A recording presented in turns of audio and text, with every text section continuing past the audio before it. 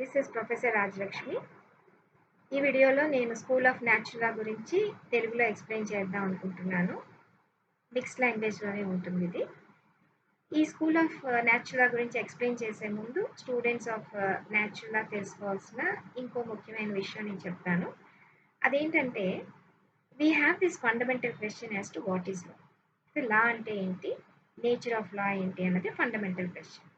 So ఈ క్వశ్చన్కి సంబంధించి చాలామంది ఫిలాసఫర్స్ కానీ, స్కాలర్స్ కానీ, అనలిస్ట్ కానీ రకరకాల ఎక్స్ప్లెనేషన్స్ రకరకాల థియరీస్ని ఇవ్వడం జరిగింది. కాబట్టి ఫర్ ఎ బెటర్ అండర్స్టాండింగ్ ఈ వెరైటీ ఆఫ్ ఎక్స్ప్లెనేషన్స్ అన్నిటినీ కూడా ఒక డిఫరెంట్ స్కూల్స్ కింద, స్కూల్స్ ఆఫ్ థాట్ కింద సెగ్రిగేట్ చేయడం అన్నది జరిగింది.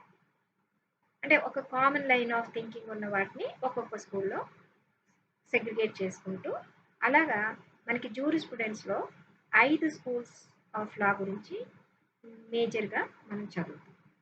సో ఆ స్కూల్స్ ఏంటంటే 1 school of natural law, 2 school of positive law, 3 historical school, 4 sociological school, 5 school of realism. ఈ 5 స్కూల్స్ గురించి మనం తెలుసుకోవాల్సిన అవసరం. So school of natural law. So ఈ స్కూల్ ఆఫ్ న్యాచురల్ లా ఇచ్చిన ఎక్స్ప్లెనేషన్ ఏంటి about the nature of law or about the law. So basic focus of this school is this school expects the law to have the character of natural law. Character of law మీద focus ఉంటుంది, content of the law మీద focus ఉంటుంది. ఈ ఏదైనా ఒక లా సరైన లా అవ్వాలి అని అంటే దానికి ఒక న్యాచురల్ లాకు ఉండవలసిన క్యారెక్టర్ ఉంటేనే దాన్ని లా కింద కన్సిడర్ చేయొచ్చు. సో న్యాచురల్ లా అనగానే వాళ్ళు ఈ school expectation of the school is that the law must have that idealistic content. Ideals ఉండాలి. It has to be idealistic. It has to be value based. Like morality, justice and ethics అంటాం, righteousness అంటాం.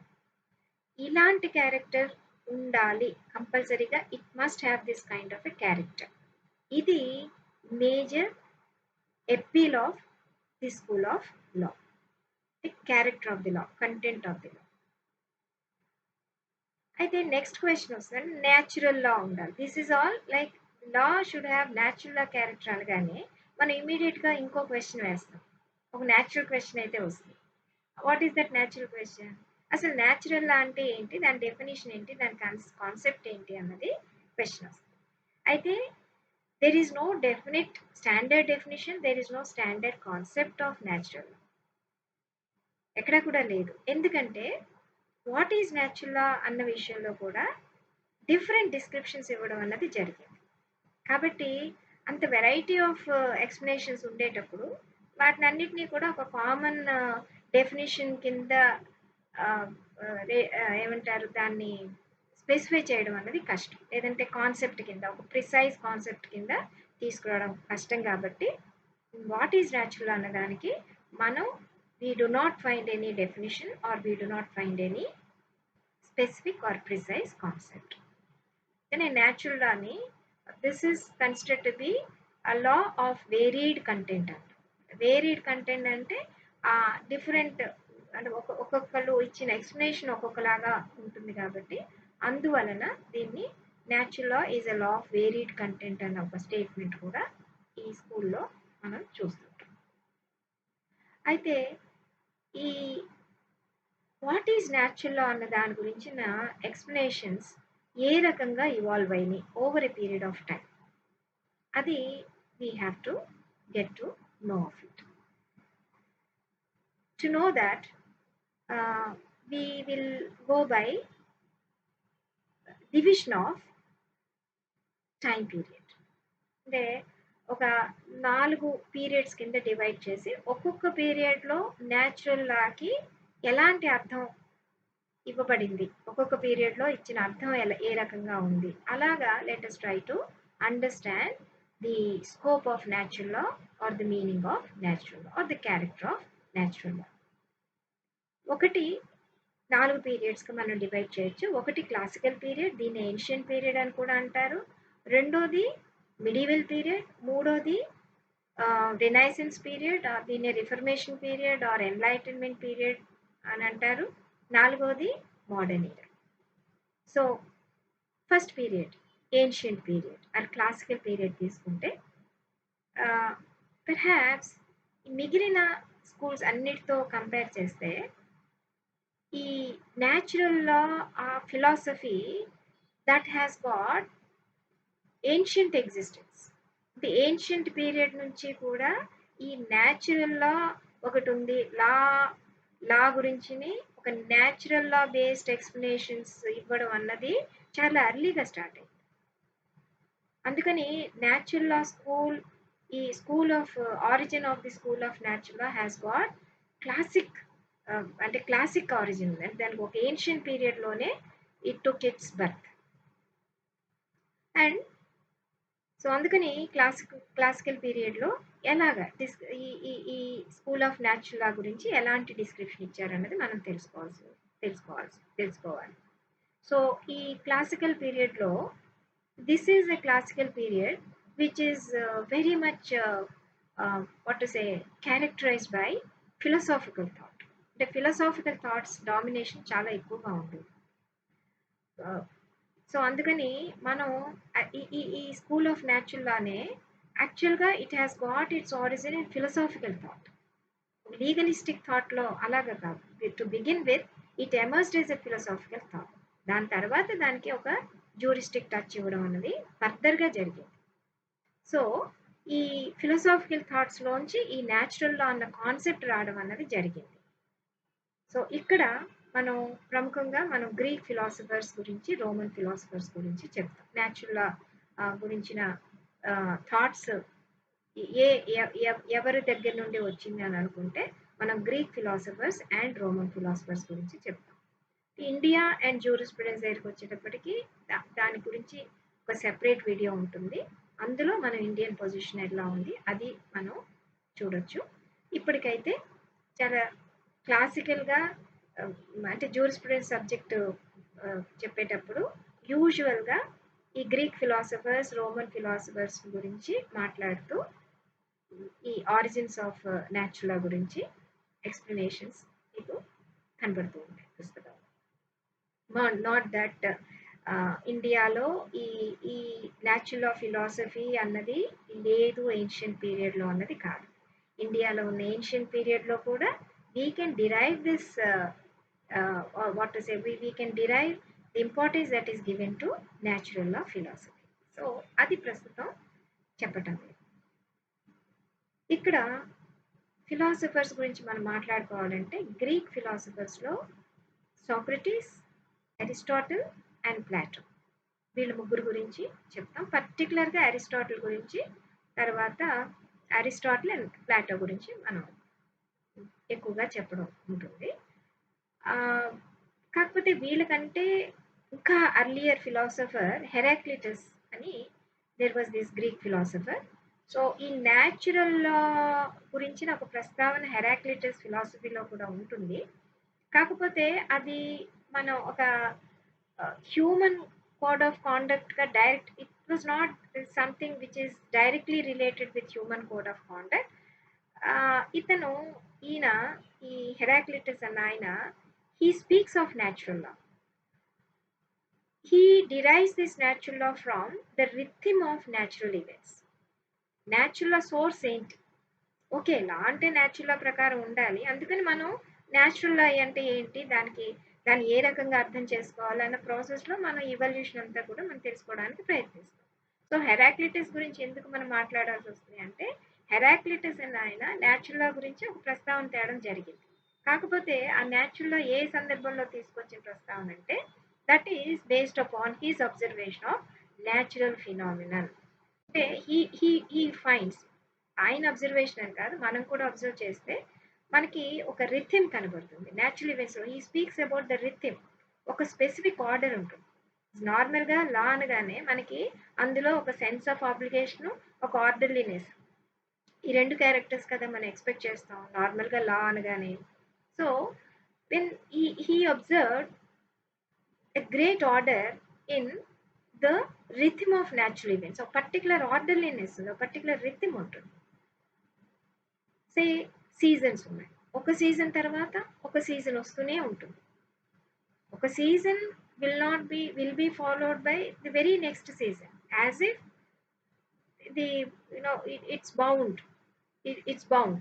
So summer followed by winter, followed by monsoons, and then winter season. ఇవన్నీ మనకి ఒక సిస్టమేటిక్గా మనకు కనపడే ఒక రిథమిక్ ఈవెంట్స్, న్యాచురల్ ఈవెంట్స్. అలాగే sun setting in the east, sun rising in the east and setting in the west. ఇవన్నీ కూడా ఒక రిథమిక్గా, సిస్టమేటిక్గా, as if there is some command from behind, as if this is how it should happen. There is no disorderliness. So ఒక rhythm ఉంది. So he found natural law in that rhythmic happening of these natural events. కాకపోతే ఒక చిన్న remote ఒక చిన్న connection he brought it with human conduct ఏంటంటే from philosophical point of view ఒక example చెప్పాలంటే he appeals that humans should keep their souls bright and dry like fire. అంటే fire కొన్న క్యారెక్టరిస్టిక్ అది చూడండి, అందులో మళ్ళీ ఒక standard, it's always bright, it's always it gives that dryness, దాని ఒక ప్యూరిఫైయర్ కింద మనం చూస్తాం. సో ఈ moral advice we can say that human beings are supposed to keep their souls bright and dry. Apart from that ఇంకా ఆ observation నుంచి, ఒక న్యాచురల్ ఈవెంట్స్ నుంచి వచ్చిన అబ్జర్వేషన్ తప్పించి దాన్ని స్పెసిఫిక్గా హ్యూమన్ కోడ్ ఆఫ్ కాండక్ట్కి రిలేట్ చేస్తూ ఏ రకమైన ఎక్స్పోజిషన్ హెరాక్లిటస్ నుంచి లేదు. నెక్స్ట్ లెవెల్లో Socrates he comes out with this theory that it is a product of reason అంటాడు. Natural law is a product of reason అంటాడు. కాకపోతే ఈ రీజన్ గురించి, ఆ ప్రోడక్ట్ ఆఫ్ రీజన్ దాని గురించి ఒక బెటర్ ఎక్స్ప్లెనేషన్, ఒక డీటెయిల్ ఎక్స్ప్లెనేషన్ ఇచ్చింది అరిస్టాటిల్. సో అరిస్టాటిల్ ఏమన్నాడు? Aristotle he first of all he brings link between human being and nature in two ways. రెండు రకాలుగా నేచర్కి హ్యూమన్ బీయింగ్కి ఉన్న కనెక్టివిటీ గురించి మాట్లాడతారు. ఒకటి ఏంటంటే by his birth itself he is part of nature. He is born into this nature as one of the natural creatures. Chala vere other natural creatures chala unnai kada, along with them, so he is also a natural creature. So that way he is connected with nature, he is part of nature. ఒకటి. రెండోది ఏంటంటే something to do with his own character, his own natural character. What is that natural character? Aristotle says that a human being possesses one natural characteristic feature, that is his rationality. అంటే ఒక విచక్షణ జ్ఞానం అని చెప్పుకోవచ్చు. Rationality by which he can distinguish what is right and what is wrong. Inner conscious లో a human being possesses consciousness, inner consciousness. ఆ inner conscious వలన అతనికి మంచేంటి, చెడేంటి, తప్పేంటి, ఒప్పేంటి, ఇవి డిస్టింగ్విష్ చేయగలిగిన ఒక న్యాచురల్ ట్రెయిట్ ఉంది. అదేమి క్రియేట్ చేసుకున్నది కాదు, సహజమైన ట్రెయిట్, న్యాచురల్ ట్రెయిట్. అంటే ఒక ప్రకృతి సహజంగా, సహజ సిద్ధంగా అతనికి వచ్చిన ఒక characteristic feature, reasoning capacity. So Socrates ఏమన్నాడు? Law, natural law is product of reason అన్నాడు. సో అరిస్టాటిల్ కూడా follows the same approach. Natural law మన వరకు, when it comes to human code of conduct, regulation of our conduct, natural law, it should be natural law and product of this reasoning, that is law, natural law, and we have to govern our affairs in accordance with natural law. So మన consciousness ఏంటి dictate చేస్తుంది, human reason ఏంటి dictate చేస్తుంది, అది లా. లా అనగానే మనకి obligations. So మనకి conscience ఏది కరెక్ట్ అని చెప్తుందో అది చెయ్యాలి, ఏది తప్పని చెప్తుందో అది చెయ్యకూడదు. Norms. These are the norms by which humans we are supposed to a human being is supposed to conduct himself. తర్వాత ఈ స్టాండర్డ్స్ ఆఫ్ కాండక్ట్ గురించి ఈ అరిస్టాటిల్ ఏం చెప్తాడంటే ఇవి యూనివర్సల్ స్టాండర్డ్స్ అంటాడు, ఇవి ఇమ్యూటబుల్ స్టాండర్డ్స్ అంటారు. అంటే ఏంటి యూనివర్సల్ స్టాండర్డ్స్ అని ఎందుకు అంటాడు?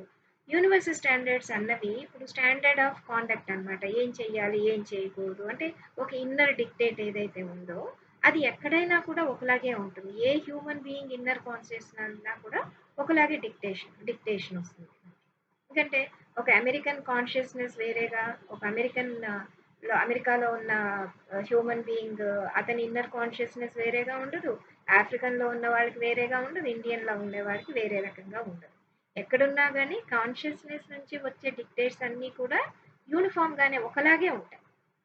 అందుకని యూనివర్సల్ స్టాండర్డ్స్ అంటాడు. Standard about how one should అంటే ఎలాంటి నామ్స్ ప్రకారం ప్రవర్తించాలి. ఇమ్యూటబుల్, వాటిని సహజంగా వచ్చారు. They cannot be changed. So ఇక్కడ I will just stop for a moment and try to distinguish between other forms of law, natural లా.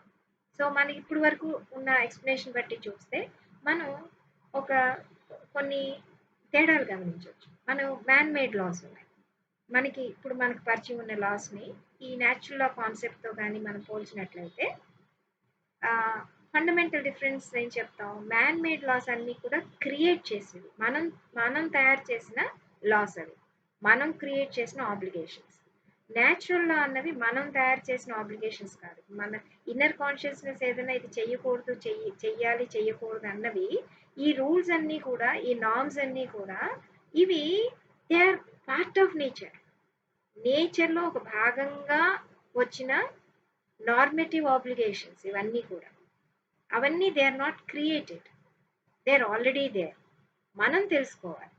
అందుకని first distinction between other forms of law, natural లాకి మనం చెప్పేది ఏంటంటే other forms of law created laws, natural law is a law that has to be discovered. మనం తెలుసుకోవాలి. And it is a product of reason. The natural process, this is a natural process. ఈ natural process ద్వారా మనకి తెలుస్తుంది what is law, ఏం obligation follow అవ్వాలన్నది మనకి తెలుస్తుంది. అంటే లా has to B derived from this natural law. So natural law in this period is, ancient పీరియడ్లో ఇచ్చిన డిస్క్రిప్షన్ ఏంటంటే this is the dictate of the human reason. అలాగే ఇంకొక తేడా, ఇప్పుడే ఇమ్యూటబుల్ స్టాండర్డ్స్, యూనివర్సల్ స్టాండర్డ్స్ అని చెప్పి, అదర్ ఫార్మ్స్ ఏంటి? They can change laws, man made laws. ఒక ప్రాంతంలో ఒకలాంటి ఆబ్లిగేషన్స్ క్రియేట్ చేయొచ్చు, ఇంకో చోట ఇంకోలాంటి లాస్ క్రియేట్ చేయొచ్చు. They are not universal. అలాగే ఇమ్యూటబుల్, ఇప్పుడు మనం చేసి ఇది లా అంటాం, ఒక స్టాట్యూట్ ఫామ్లో ఉందనుకోండి, దాన్ని మళ్ళీ మాడిఫై చేస్తుంటాం కదా, that can always be modified. Constitution కూడా మనం అమెండ్ చేస్తుంటాం. So they are liable for change. అదే ఈ మోరల్ స్టాండర్డ్స్, ఎథికల్ స్టాండర్డ్స్ ఇవన్నీ కూడా immutable, they cannot be changed. అలాగే మిగిలిన ఫార్మ్స్ ఆఫ్ లాలో, మనకి తెలిసిన మ్యాన్ మేడ్ ఫార్మ్స్ ఆఫ్ లాలో ఒక లా క్రియేట్ చేసిన తర్వాత దాన్ని ఇంప్లిమెంట్ చేయడానికి ఒక ఎక్స్టర్నల్ ఎన్ఫోర్స్మెంట్ ఏజెన్సీ ఒకటి ఉంటుంది. అదే మోరల్ స్టాండర్డ్స్, మన ఇన్నర్ కాన్షియస్నెస్, మనం అంటే ఓన్లీ ఇట్స్ లైక్ సెల్ఫ్ ఎన్ఫోర్స్మెంటే తప్పించి, మనకి మనం ఎన్ఫోర్స్ చేసుకోవాలే తప్పించి బయట నుంచి ఎన్ఫోర్స్ చేయగలిగేదైతే ఇది కాదు. కాబట్టి ఇలాగా ఇప్పుడు మీకు కొంచెం న్యాచురల్ లా అంటే ఏంటి అంటే what kind of description that has been given about natural law. ఇందాక నేను చెప్పాను ఐడియలిస్టిక్ అని.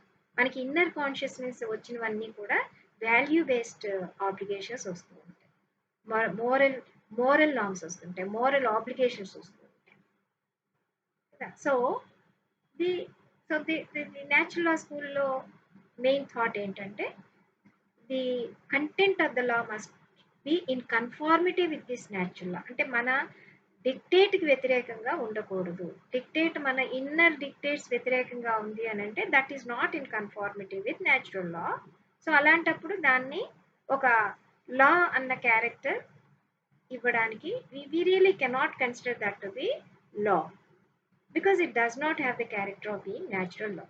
Anyway, coming back to మళ్ళీ ఈ మన ఇవల్యూషన్ ఎలా జరిగింది, ఇవల్యూషనరీ థాట్ ప్రాసెస్ న్యాచురల్ గురించిన థాట్స్ ఎలాగా ఇవాల్వ్ అయిని తెలుసుకునే దీంట్లో ఉన్న ప్రయత్నంలో ఉన్నాం కాబట్టి ఏన్షియంట్ పీరియడ్లో మనకు ఈ ఫిలాసఫర్స్ వీళ్ళందరూ కూడా మేజర్గా they they have come to this అంటే major common point of conclusion ఏంటంటే ఈ పీరియడ్లో this is dictate of the human reason ఒకటి.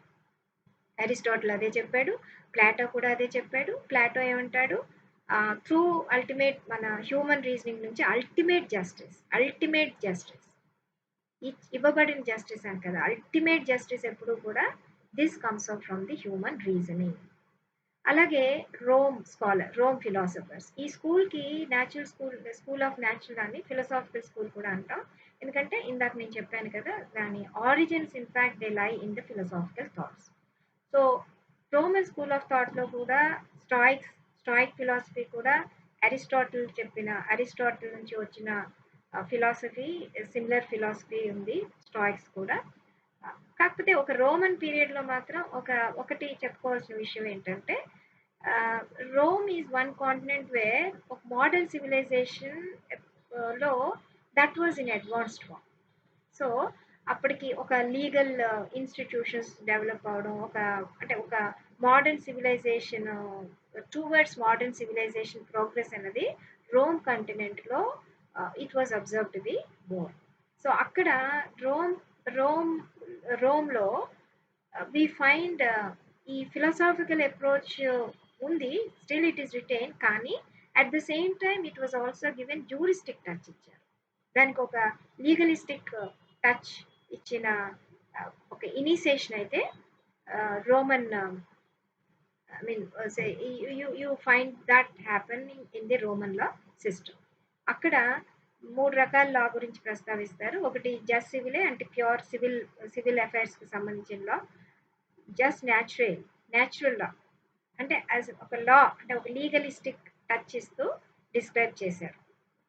జస్ట్ జెన్షిమ్ అని ఉంది, ఇది రిలేటెడ్ టు ఫారినర్స్. దాని గురించి ఇప్పుడు right now we do not have to speak much about it. దాంట్లోంచి ఇంటర్నేషనల్ లా దానికి ఇంటర్నేషనల్కి చాలా కనెక్షన్. వీటి గురించి మనం తెలుసుకోవాల్సింది ఇప్పుడు ప్రస్తుతానికి డీటెయిల్స్లోకి వెళ్ళవలసిన అవసరం అయితే లేదు. అయితే ఒక స్పెసిఫిక్ ఫిలాసఫర్ గురించి ఎవరి గురించైనా మనం మెన్షన్ చేసుకోవాలనుకుంటే సిసిరో గురించి మాట్లాడవచ్చు. సిసిరో కూడా సేమ్ థింగ్ లైక్ అరిస్టాటిల్, అతను కూడా న్యాచురల్ లా అన్నది హ్యూమన్ రీజనింగ్లో కంటైన్ అయి ఉంటుంది. సో హ్యూమన్ రీజన్ ఏదైతే డిక్టేట్ చేస్తుందో అందులోంచి మనం obligations we get these obligations. అయితే అతను అనేది ఏంటంటే మన కాన్షియస్నెస్ నుంచి వచ్చిన రీజనింగ్ ఎప్పుడూ కూడా న్యాచురల్ లాకి వ్యతిరేకంగా ఉండదు. The law has to be in conformity with natural law. మన కోడ్ ఆఫ్ కాండక్ట్ న్యాచురల్ లాకి అనుగుణంగా ఉండాలని అంటున్నాం. సో బట్ మన కాన్షియస్నెస్ ఎప్పుడూ కూడా మన కాన్షియస్నెస్ చెప్పింది ఎప్పుడూ కూడా న్యాచురల్ లాకి వ్యతిరేకంగా ఉండదు. ఇది అతను హైలైట్ చేసిన పాయింట్. అయితే ఇక్కడ సిసిరోకి అరిస్టాటిల్కి ఒక చిన్న కాంట్రాస్ట్ చెప్పొచ్చు. సిసిరాకి ఇచ్చిన వీళ్ళిద్దరి మధ్యన కాంట్రాస్ట్ ఏంటంటే అరిస్టాటిల్ విషయంలో ఒక చిన్న క్రిటిసిజం ఉంది. అదేంటంటే ఆయన ఈ అంటే ఈ హ్యూమన్ రీజన్ డిక్టేటెడ్ స్టాండర్డ్స్ అన్ని యూనివర్సల్ అని చెప్పినప్పుడు మరి స్లేవరీ అప్పటికి చాలా ర్యాంపెంట్ సోషల్ ప్రాక్టీస్ అది, విచ్ వాజ్ నీవెల్ ప్రాక్టీస్, మనకి తెలుసు ఆ సంగతి. సో అక్కడ యూనివర్సల్ స్టాండర్డ్స్ గురించి మాట్లాడినప్పుడు సో స్లేవరీ దానికి ఏ రకంగా కంపాటబిలిటీ కాదు కదా. ఆ యూనివర్సల్ నార్మ్స్ జెన్యున్ అంటే ఆ మోరల్ నార్మ్స్ని కానీ మనం ఆ స్టాండర్డ్స్లో చూస్తే obviously slavery cannot be supported. కాకపోతే Aristotle did not condemn the practice of slavery. అదే Cicero he condemned the practice of slavery. అంటే యూనివర్సల్ స్టాండర్డ్స్ అన్నప్పుడు slaves they are not exempted from the application of this natural law. This is from this is what you get from Cicero's philosophy.